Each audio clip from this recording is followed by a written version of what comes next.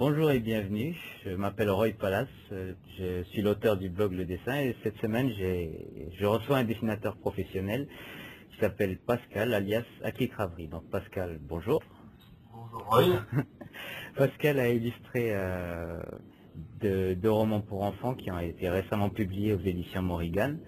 L'un s'appelle L'Or des Celtes, donc c'est une intrigue et un roman d'aventure écrit par Valérie Le Bonnec, et l'autre titre, c'est Le fabuleux roman de Sacha, alors fabuleux avec deux L. C'est un roman plus fantastique dans la lignée d'une histoire sans fin, c'est-à-dire un roman plus, un conte pour enfants, quoi. Toujours un conte pour enfants, mais un peu plus jeune. Et donc l'auteur de ce roman-là, c'est Angélique Barbera. Donc j'ai bien prononcé, Barbera, c'est ça. Ah bon. Voilà. Barbara. Donc voilà, ma première question c'est est-ce que tu as déjà suivi des cours de dessin? J'imagine que ouais, mais est-ce que tu peux me parler de ton cursus en dessin, de ta carrière, comment tu as commencé Eh ben, en fait, d'abord j'ai commencé à dessiner avec ma sœur, des petites bandes dessinées, quand j'ai commencé à l'âge de 11 ans. Alors on se basait sur ce qu'on regardait à la télévision, on inventait nos histoires. Ah, Et ma sœur qui est même meilleure dessinatrice que moi, mais qui ne fait pas de bande dessinée, eh ben, c'est plutôt moi qui ai vraiment commencé à en faire réellement. Alors qu'au départ, je n'étais pas réellement intéressé par le dessin. Moi. D'abord, j'ai eu ah un ouais. plus un peu, comment dire, très pas plan-plan, mais j'ai fait un BEP maintenant d'équipement de commande du système industriel, tu vois. Un truc Mhm. qui est vraiment axé sur le nucléaire, un truc comme ça. Ah ouais. Il y a longtemps, hein. Après, je me suis rendu compte que c'était pas ma voie du tout, parce qu'en fait, on m'a balancé là-dedans comme ça. Hein. Ouais. On m'a pas donné mon avis, c'était dans les années 90, on donnait pas beaucoup d'avis. Enfin, je sais pas si on donne encore des avis aux jeunes sur leur avenir, sur ce qu'ils veulent faire, mais moi, on m'a balancé là-dedans. Et c'est moi qui, en fait, ai voulu travailler dans le dessin. Alors, je suis allé chercher moi-même la formation. J'avais 17 ans. Quand Mhm. j'ai vraiment pensé, j'ai fait des foires, des salons, et j'ai trouvé un CAP, le dessinateur en exécution publicitaire. Là, D'accord. j'ai eu, j'ai eu une formation classique sur la conception d'un logo de manière manuelle. On Mhm. n'utilisait pas d'ordinateur en ce moment-là. Non, c'était en, c'était en 95, hein. C'est pas si vieux que ça. Un Hein. cas? Non. Voilà, et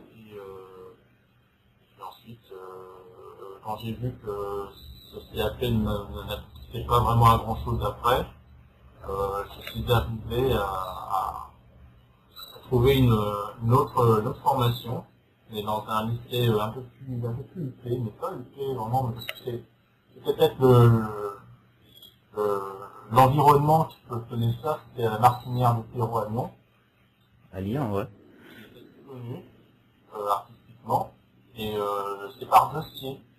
En fait, c'était un cursus professionnel sur 3 ans, et je n'en ai fait que 2. Parce que mon dossier était déjà, j'avais déjà Ouais. un niveau dans le dessin qui pouvait me permettre D'ac- de passer une classe. D'accord, ça fait en fait une espèce de c'est même pas une validation d'acquis, mais tu avais déjà un bagage tellement suffisant qu'ils ils se sont dit, voilà, ça ne sert à rien de faire une année Voilà. de première année, donc ils t'ont passé directement à la deuxième. Ok, bah déjà Et c'est pas mal. donc ça a été un brevet de technicien dessinateur mathématicien. Brevet de technicien. Voilà. Et Ok, donc, d'accord. voilà, j'ai fait ça pendant 2 ans, et bon, bah, j'ai acquis un peu d'histoire de l'art, de la peinture abstraite. Mais ce que je pouvais reprocher à cette école, c'est qu'à part nous apprendre des techniques fiscales plus traditionnelles, Mhm. on n'apprenait pas vraiment le dessin. On Ah, n'apprenait pas à dessiner des êtres humains, on faisait pas de nus, on n'apprenait pas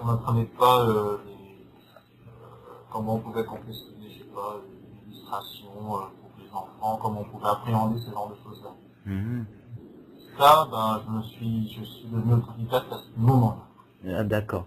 Donc en fait, tu as été un petit peu frustré parce que tout ton cursus, il a été de faire, c'était plutôt du dessin, voilà, pratique pour la publicité, et toi tu voulais plutôt de l'artistique, de quelque chose qui te permettait de mettre sur papier ce que tu avais au fond de toi, faire des histoires et ce genre de choses. Je me trompe? Ouais, oui, parce que je faisais mes bandes dessinées de mon côté, je montrais à mes professeurs, je montrais à mes camarades Ouais, de classe, mais c'était un milieu très élitiste, c'était un peu comme les beaux-arts. Je sais pas, ouais. moi j'ai eu beaucoup d'échos très négatifs au niveau des beaux-arts. Mhm. Ouais, j'ai vraiment que des trucs négatifs là-dessus. Moi, j'y ai pas été. Je connais juste quelques Euh, personnes. de toute façon, là où j'étais aussi, hein, c'était des clans. C'était des clans. Enfin, Mhm. moi, j'étais dans aucun clan. Ah ouais. Et j'étais un des plus âgés, pas beaucoup, mais j'étais assez particulier, peut-être par rapport à ma personnalité, je sais pas, parce que j'ai fait des choses autres que, Mhm.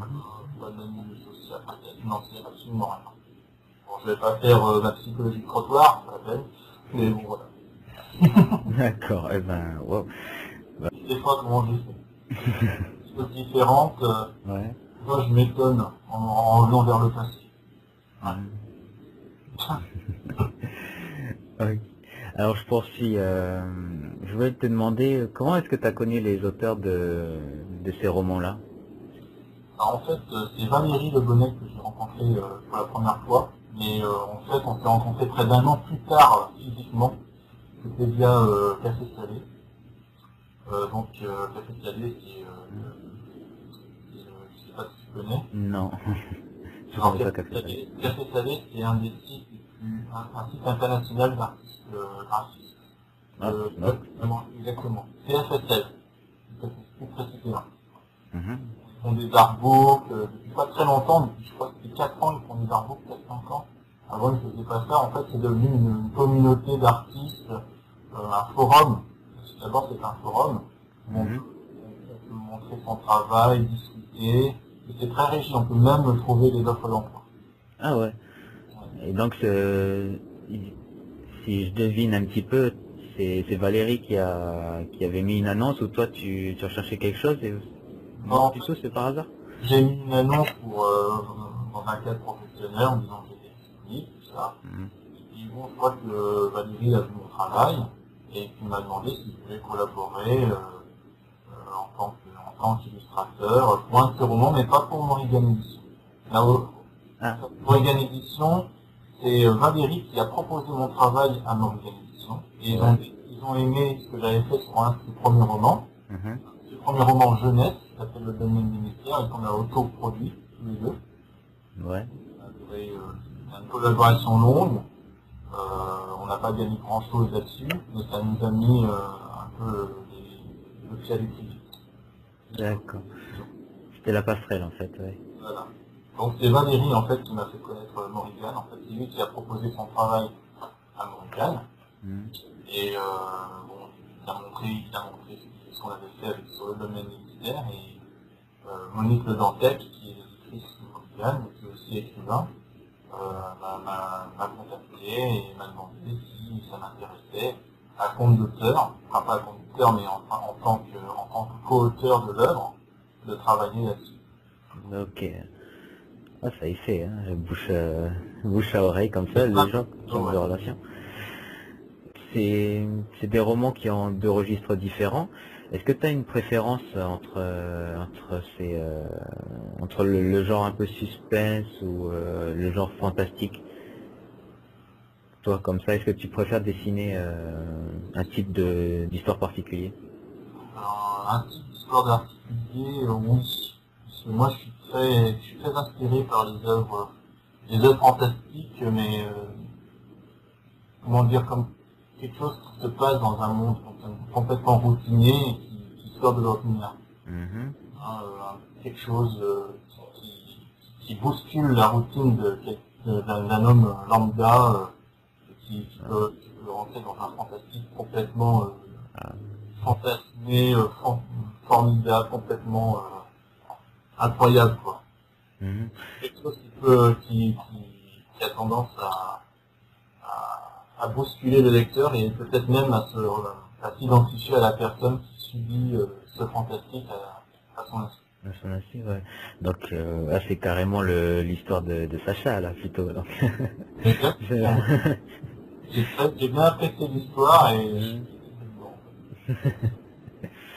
Donc maintenant niveau technique, comment est-ce que tu t'y prends pour réaliser une illustration pour un des pour ces livres en fait. Tu as des étapes fréquentes que tu reproduis tout le temps. Enfin, comment ta manière de travailler, comment tu pourrais la résumer?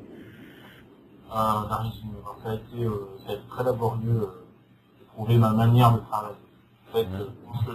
quand je faisais de la bande dessinée pour moi, j'ai utilisé beaucoup de techniques avant de trouver vraiment les outils, la manière de travailler qui me convenait. Vraiment. Une sorte de cahier des charges personnel pour moi, pour pouvoir travailler très rapidement, sans contrainte. Ça a pris du temps. Et maintenant, quand j'appréhende un travail, je vais beaucoup plus vite parce que je sais où je vais, je sais comment décortiquer l'œuvre d'une personne et, pouvoir entrer réellement dans l'histoire et arriver à proposer quelque chose de vraiment pertinent. En ce qui concerne soit l'ordre des sept ou la fable du roman de Sacha, ma manière de travailler, bon, bah, je lis le roman, bien entendu, Mhm. et ensuite je vois ce qui est le plus représentatif de chaque chapitre, et de préférence, j'essaye de faire au moins une illustration tous les 2 chapitres, 3 chapitres, pour pas que Ouais. la personne soit trop déconnectée, et qu'on ait une continuité dans le dessin, qu'on sente un peu comme une image séquentielle, comme la bande dessinée, quoi. Ouais, donc ça accompagne vraiment le lecteur dans sa lecture et il faut pas qu'à un moment donné l'écriture prenne le dessus sur le côté illustration en fait ou que l'inverse. En fait, ça doit être un tout. Ça doit Ouais. être un tout. Il ne faut pas que l'un soit... Il faut en fait que l'œuvre soit vraiment reliée avec l'illustrateur. Que ce soit pas l'un sans l'autre, quoi. Mhm. Bon, peut l'être, mais moi mon but c'est quand même que, en tant que co-auteur avec les romanciers, que je fasse vraiment partie de l'œuvre. Que je sois pas Ouais. irritable. Voilà. Ce soit pas juste un accessoire en plus Ouais. qu'ils ont rajouté parce que ça fait mieux quoi. Ça doit être accessoire en tant qu'illustrateur. D'accord. Et donc quand ils t'ont proposé de travailler pour eux, ils t'ont laissé ils t'ont donné une date butoir. Est-ce qu'il y Oui, avait des contraintes de temps pour travailler? Parce que tu m'as dit que tu travaillais plus vite et que quand tu devais avoir un travail à faire, tu savais déjà où t'allais en fait. oui. Et donc voilà, si jamais ils te donnaient des contraintes horaires très très serrées, est-ce que c'est le cas, est-ce qu'ils t'ont dit voilà pour telle date faut que ce soit prêt, est-ce que c'était aussi rigide que ça? Ils ne donnent pas réellement de date, ils me donnent une courbe de mois. Ils me disent, bon, il faudrait que tu rentres ce travail par exemple, au mois de décembre, et ils me le donnent peut-être 3 mois, 3, 4 mois avant. À l'avance, ouais. Moi, à ce moment-là, je sais où je vais. Je sais qu'il faut que je fasse ce travail. À ce moment-là, c'est une sorte de repère. Mhm. Et moi, ce que j'ai remarqué, parce que dernièrement, j'ai arrêté un travail avec un scénariste parce que ça allait trop loin. C'était trop long, je travaillais depuis 8 mois avec lui. Ouais. Et au bout d'un moment, j'ai complètement décroché de son De- histoire. Je n'arrivais plus à travailler sur sa bande dessinée. J'avais l'impression de ne plus être vraiment acteur. J'avais l'impression d'être un exécutant. Et Mhm. j'ai du mal à lui dire. Je sais même pas Ah, si je vais lui faire comprendre. Bon, maintenant, je travaille plus sur son projet. Ben, en fait, moi, ce que j'ai remarqué dans la manière de travailler, c'est qu'il faut vraiment que j'ai un cahier des charges. d'accord. Que j'ai un laps de temps pour faire ce travail, et à ce moment-là, je le fais à fond. C'est-à-dire que je lis le bouquin tout de suite. Je le lis. Mhm. Je sais qu'il faut que je le fasse, je rentre dans l'œuvre, et je dois le dessiner, je dois le penser, je dois vraiment travailler dessus. Et je ne démords pas. D'accord. Et comme ça, je rends l'œuvre à temps. Ok. Et donc, t'as une grosse part d'après ce que tu me dis, t'as une grosse part de maturation, donc tu lis l'œuvre et puis est-ce que tu t'imprègnes de ce personnage et tu visualises la tête qu'il a et tout pour créer ton, euh, ton image de ce perso, un peu comme là je pensais à Sacha, il n'y avait pas de description précise Alors, de ce perso, alors, mais j'ai pas vraiment eu le choix. En fait, Sacha est aussi le fils d'Angélique Barbera. ah Ce ok. livre parle parce que c'est un de ses enfants qui, en fait, je crois qu'elle a 6 enfants. De ces 6 enfants, il n'y en a qu'un seul qui aime lire. Une Ah, seule qui aime lire. Et elle voulait, en fait, ce livre, c'était vraiment en hommage à son fils, pour l'aider à lire, quoi. pour l'aider à lire, ah c'est marrant parce que le personnage n'aime pas lire au début quoi, c'est étrange. Ouais, carrément, carrément. Mais Ouais, il a fait lire ce roman à son fils, et maintenant, il va en lire d'autres. Il a bien ah, aimé le roman, ouais, il a eu en main, il a vu l'illustration, il s'est reconnu, parce qu'en fait, elle m'a donné deux photos de lui, de sa mhm, possibilité, et j'ai fait avec, en fait, j'ai pas voulu qu'il soit ressemblant, mais mhm. j'ai senti que ça parlait de lui. D'accord.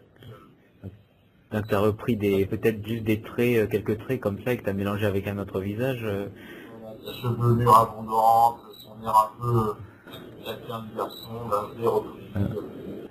Le bras cassé peut-être. Voilà, le bras cassé, c'est écrit dans le roman. C'est plus dans le roman. Quand on lit un roman, on a intérêt à bien surligner avec un marqueur tous les... Ouais, ouais, pour pas créer d'incohérence, j'imagine. Et donc voilà, dans cet échange que tu as avec un auteur, quand tu travailles comme ça avec une personne sur un projet de roman, qu'est-ce que tu en retires toi d'enrichissant de cette confrontation, les œuvres écrites et illustrations, écrivain, dessinateur, est-ce que il y a quelque chose que tu trouves particulièrement intéressant dans cet échange-là? En fait, j'appellerais ça une abandon de soi. Un abandon? En fait, je suis dans l'œuvre, j'ai l'œuvre de quelqu'un, ce n'est pas la mienne, c'est pas moi qui ai pensé ça, c'est pas moi qui ai vécu cette œuvre, et moi je dois abandonner mon ego et rentrer là-dedans. Et à Mhm. ce moment-là, il faut que j'imagine comment je vais ressentir l'œuvre de la personne. D'accord. J'abandonne mes préjugés, je lis, et s'il y a quelque chose qui me, parce qu'il y a des œuvres peut-être Mhm. qui me toucheront pas. À partir du moment où ça commence à me toucher, à partir du moment où j'arrive à être agacé par un personnage, ou à commencer à l'aimer, eh ben, à ce moment-là, oui, je m'investis dans le projet. D'accord. Oh, ouais, c'est vraiment du domaine de ça relève d'une forme de compassion très très élevée avec la personne qui a créé l'œuvre en fait. C'est comme si tu rentrais un petit peu dans sa tête à ce moment-là. Ben voilà, c'est une forme d'empathie Ouais. un peu trop élevée. C'est très difficile pour moi de dire non au scénariste, d'arrêter. C'est la première fois que j'arrête quelque chose. Ah d'accord. Par Faire. rapport à ouais, ouais. Tu parles de ton histoire avec ce monsieur qui avait un rythme un peu trop élevé. Ah, Avec peut-être ça, ça fait. que les gens ils voulaient trop de choses. Moi, j'avais pas la pression, j'arrivais pas à rentrer. Mhm. Je voulais te demander aussi sur le fait de dessiner plus généralement quoi. Qu'est-ce que tu en retires comme ça de satisfaisant quand tu as terminé un travail et que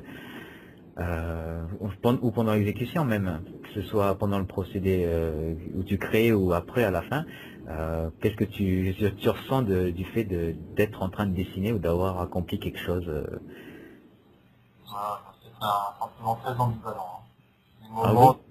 de frustration totale et de plaisir mélangé. Le plaisir, c'est surtout quand je fais l'ancrage. Avant, je n'étais pas ancré. Je n'aimais pas l'exécution d'un Ouais. travail. C'était quand c'était il y a longtemps, quoi. Mhm. Et quand j'ai commencé à trouver mon outil de prédilection pour travailler, qui est le feutre pinceau, qui est le stylo tubulaire, et ben, j'ai commencé à apprécier l'exécution. L'ancrage, prendre le temps aussi de réparer les tirs, de mettre un peu de temps par-ci par-là, de peaufiner. Peaufiner, voilà. Ouais. Le peaufiner, c'est ce que t'aimes. Je suis très méthodique. Enfin, très, comment dire, minutieux, ça. perfectionniste. La perfectionniste, ouais, Ah, minutieux aussi. minutieux avec un. Et, Donc, ouais, enfin, le crayonné, c'est toujours agréable de le faire, mais j'ai toujours tendance à vouloir aller vite. Enfin, j'ai envie de me mettre vite à l'ancrage après, et c'est vrai que c'est très frustrant de rester au crayon tout le temps. Et donc tu dirais que le passage, que au départ l'ancrage c'était ta principale difficulté ou tu en avais d'autres? Qu'est-ce qui était le plus éprouvant pour toi d'apprendre une technique à apprendre ou un état d'esprit à avoir ou qu'est-ce qui t'a vraiment C'est plutôt l'état d'esprit et aussi, c'est surtout l'état d'esprit parce que souvent je dessine et c'est des fois une très grande souffrance de dessiner parce que des fois je n'y arrive pas et j'ai envie d'y arriver, ça marche pas, je vais recommencer et même quand l'ancrage est terminé, je trouve qu'il y a quelque chose qui cloche, et j'ai souvent envie de refaire autre chose juste derrière. Ah ouais. C'est pour ça que à un moment donné, j'étais vraiment dans l'inactivité, je ne travaillais pas, j'étais au chômage comme beaucoup. Là, je travaille, mais c'est pas un travail très intéressant. Mais quand j'ai commencé, en 2010, j'ai quasiment pas travaillé, et ben je me suis dit, il faut pas que tu restes dans l'inactivité, il faut pas que tu arrêtes de dessiner. Et je me suis mis, j'aime bien me mettre des défis, même en dessin. Et j'aime bien me mettre des défis dans tout ce que je fais pour me sentir, je sais pas, pour me sentir vivant, j'en sais rien. Mais en tout cas, là, en 2010, j'ai perfectionné 365 images en une année. Je faisais un dessin par jour. Ah ouais. Ah ouais, ça C'est c'est fort. Ah c'est énorme ça. Ça je savais pas, dis donc. Ok. Tu regardes sur mon blog, ça s'appelle 365 humains, et tu as les 365 humains. Aligné. Et j'en ai bien profité, en plus, quand on façonne ce projet, il y a mon fils qui est né, et Ouais, et tu en as fait quelques portraits, oui. il est rentré carrément là-dedans, et maintenant, je me suis attelé à le dessiner tous les mois pendant 20 ans. D'accord, mais ça c'est un beau défi, je trouve, de dessiner son fiston au fur et à mesure qu'il grandit. C'est waouh. En tout cas, je peux dire qu'il en a marre que je dessine. Bon, au moins déjà jusqu'à ce qu'il apprenne à parler. Déjà c'est ça. Oh, bah ouais, après, il n'aura pas le choix. Il va attendre qu'il ait conscience de lui-même, qu'il ait conscience que je dessine. À un moment donné, tu ne peux pas. Ouais, stop. J'aimerais que tu arrêtes. Ah, ok, je t'arrête, mais alors tout ce que j'ai fait, ce sera pour toi. Ce sera ton hashtag. Ouais, c'est une belle façon de prouver son amour à son enfant, je trouve. On verra quand j'en aurai un. Et donc, bon, ben voilà, j'ai terminé avec l'interview. Merci beaucoup d'avoir répondu à mes questions avec autant de franchise, de gentillesse, de spontanéité. C'est toujours agréable quand c'est vivant comme ça. Et donc merci pour tout. Insa, namasté. Donc, pour les lecteurs qui ont vu cette interview et qui veulent avoir des nouvelles de mon invité, vous pouvez aller voir son blog qui s'appelle akicraverie.overblog.com. J'avais du mal à prononcer ton pseudo pendant un petit moment, hein, mais akicraverie.overblog.com si vous voulez des nouvelles de Pascal. Et voilà, il me reste plus qu'à te souhaiter de faire des bonnes ventes avec ton livre et d'arriver à vivre la vie que tu veux avec tes dessins. Et une bonne continuation dans l'éducation de ton fiston. Écoute, ça a l'air bien parti. Merci Merci. Pascal. Bon, c'était Roy Palace du blog Le Dessin. À bientôt. À bientôt.